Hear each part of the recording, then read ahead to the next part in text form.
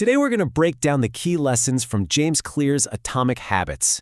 This is for anyone who's tired of just planning and is finally ready to see some real, actual results. You know this feeling, right? It's that huge gap between knowing you should be doing something, like eating healthier or exercising or being more productive, and actually, doing it. So why is it so darn hard to stick with good habits? It turns out it's probably not about your motivation at all. It's about your system. So here's our game plan. First, we're going to start with the incredible story behind all these ideas. Then, we'll dive into the 3 biggest takeaways from the book, and we'll wrap up with a super simple tool you can literally start using today. To really get the power of these ideas, you have to hear where they came from, because this isn't just some theory from a textbook. This stuff was forged in the middle of an absolute nightmare. That's James Clear himself, talking about the moment his life just completely fell apart.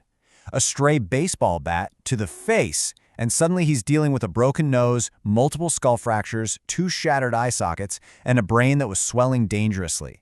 It was the kind of injury that could have ended everything for him. But what's so fascinating is that his comeback wasn't some big, heroic movie moment. It was slow, it was painful, it was gradual. A year after the accident, he gets cut from the baseball team. I mean, how crushing is that? The real turning point didn't come from some huge decision. It happened 2 years later, in college, when he just started building tiny, almost insignificant habits. Things like keeping his room tidy, getting to bed on time, lifting weights just a few times a week. These little things gave him a feeling of control, and that confidence just started to, compound. And 6 years after that horrific injury, he was named the top male athlete at his university. So his recovery wasn't about one giant leap. It was about hundreds of tiny steps. And that experience leads us right to the first core idea of the book, the absolutely mind-blowing power of getting just 1% better. 1%. Think about that. It's basically nothing, right? It's so small that we usually just brush it off. Reading 1 page of a book, doing 1 push-up. It doesn't feel like you're making progress. You barely even notice it. But this is where the math gets absolutely wild. If you can get just 1% better each day for a year, the compound effect means that by the end, you're not 1% better. You're not 365% better. You are 37 times better. It's like compound interest, but for your entire life.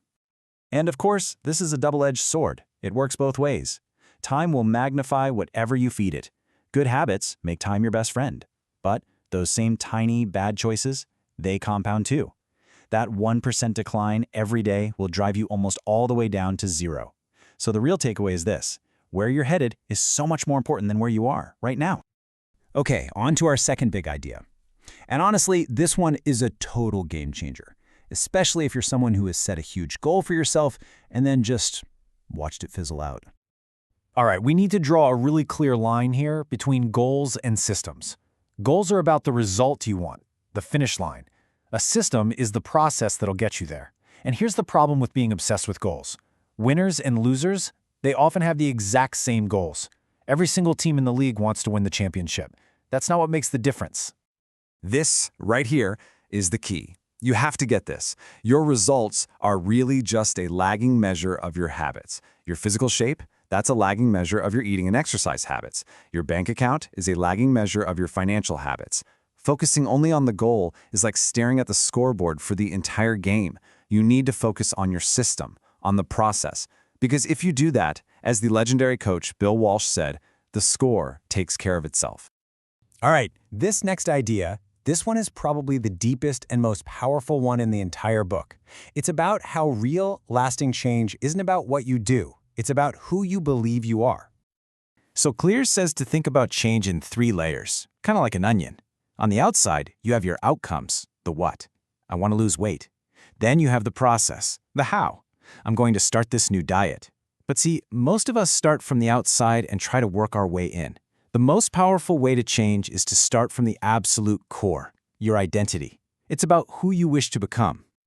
This is the shift you have to make.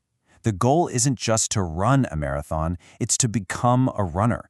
The goal isn't to write a book, it's to become a writer. And here's the beautiful part. Every time you do that habit, you are casting a vote for that new identity. And you don't need a unanimous victory here. You just need to win the majority.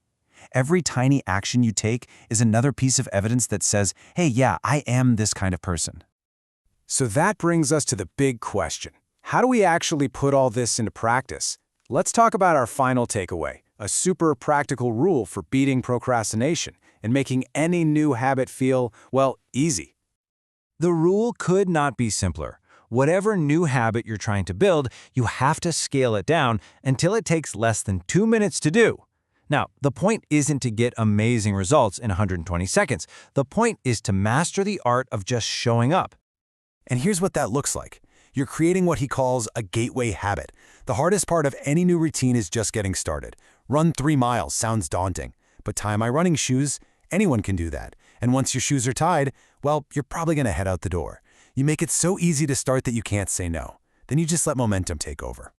And that's really what it all comes down to. The secret to getting results that actually stick is to just never stop making small improvements. They don't just add up, they compound into something incredible. So let's bring it back to you, right now. What's that one change you want to make? And what's the 2-minute version of it? What's that tiny gateway habit that casts a vote for the person you really want to become? Because what you can build if you just start and you just don't stop is truly remarkable.